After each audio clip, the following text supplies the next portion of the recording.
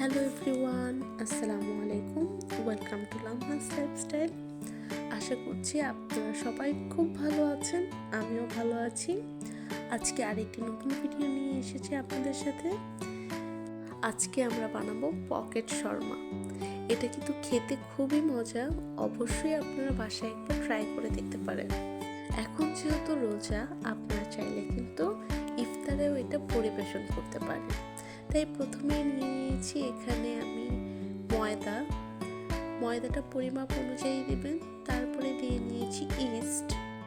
এখানে কিন্তু আমি গুঁড়া দুধও ইউজ করেছিলাম, সেটা হয়তো দেখানো হয়নি, কিন্তু আমি এখানে গুঁড়া দুধ ইউজ করেছি। অবশ্যই এটা ইউজ করবেন।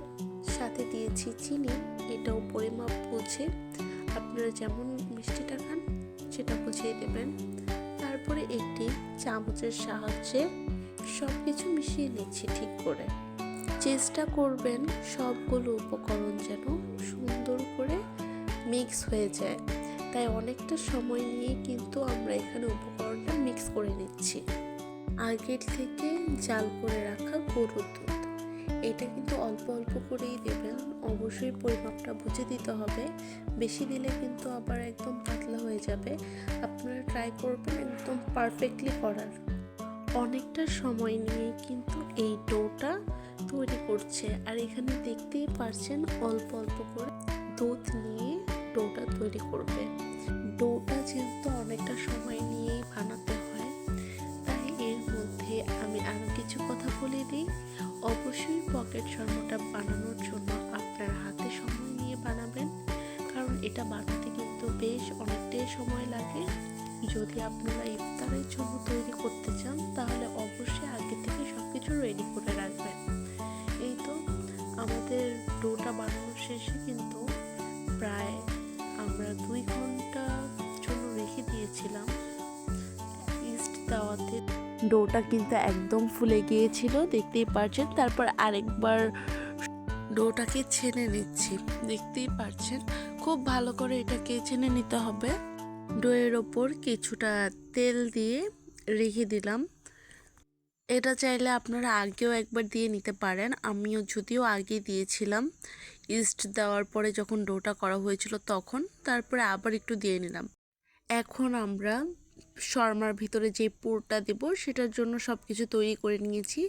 এখানে মুরগির মাংস, সাথে দিয়েছি গাজর, সস, লবণ, গোলমরিচের গুঁড়া, সব দিয়ে কিছুক্ষণ ম্যারিনেট করে রেখেছিলাম। এটা কিছুক্ষণ রেখে দিলে ভালো হয়। তারপরে একটি কড়াইতে তেল দিয়ে নিয়েছি। তেলটা গরম হয়ে আসলে এখন এখানে মুরগির মাংসটা দিয়ে নেব। যতক্ষণ না ভালো করে ভাজা হয়ে যাচ্ছে ততক্ষণ পর্যন্ত আমাদের ওয়েট করতে হবে। মুরগির মাংসটা কিন্তু ভাজা হয়ে গিয়েছে। তারপরে এখানে আমরা একটু কর্নফ্লাওয়ার দিয়ে নিলাম। কর্নফ্লাওয়ারটা একদম অপশনাল, আপনারা চাইলে দিতেও পারেন, না দিলেও কোনো প্রবলেম নেই, এভাবেই দেওয়া যাবে। তারপরে এই তো হয়ে গিয়েছে আমাদের পুরটা বানানো। তারপরে আবার চলে আসলাম এখানে রুটি বানাতে। ডোটাকে আবার ছেনে নিচ্ছে। তারপরে এখানে রুটি বানানোর জন্য সব কিছু করে নিল। যেহেতু এটা অনেক মোটা একটা ডো, তাই অনেকক্ষণ ধরে এটা বেলতে হবে। বেশি পাতলা করা যাবে না, আবার অনেক মোটাও করা যাবে না। যেহেতু আমরা পকেট শর্মা বানাবো, মাঝে কাট করতে হবে, সেটা ভেবেই কিন্তু ডোটা শেপটা ভালো করে দিতে হবে। বেশি মোটা হলেও হবে না, আবার একদম চিকন হলেও হবে না, সেটা বুঝেই দেবেন। রুটিটা বানানো হয়ে গেলে আপনারা ট্রাই করবেন ছোট বা মাঝারি আকারের কোনো বাটি থাকলে সেটা দিয়ে কেটে নেওয়ার। আমরা কিন্তু এখানে আমাদের বাসায় একটা ছোট বাটি ছিল, সেই শেপেই কেটে নিয়েছিলাম সবগুলো রুটি। এই তো এইভাবেই কিন্তু আমরা আরও সবগুলো কেটে নেব। তারপর একটি প্যান বসিয়ে সেখানে রুটিগুলো দিয়ে দেব। এই তো ভেজে নিচ্ছি। ভাজতে ভাজতে আমরা আরেকটি কাজও করছিলাম সাথে, মাঝখানে যেই কাটটা করা লাগে সেটা করছিলাম আমি। এই তো এভাবেই কিন্তু মাঝখানে সবগুলো কেটে নিয়েছিলাম।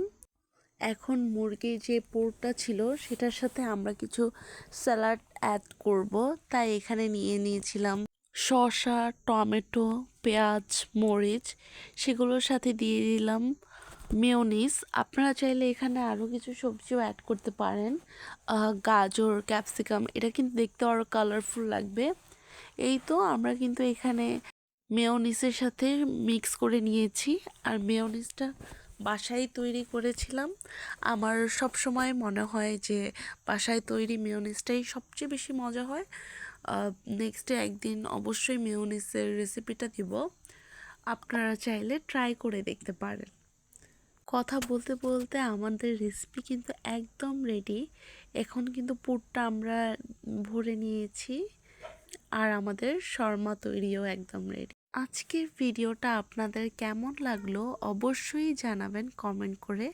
লাইক, কমেন্ট, সাবস্ক্রাইব করে পাশে থাকবেন। নেক্সট ভিডিওতে কি দেখতে চান সেটাও জানাবেন। আল্লাহ হাফেজ।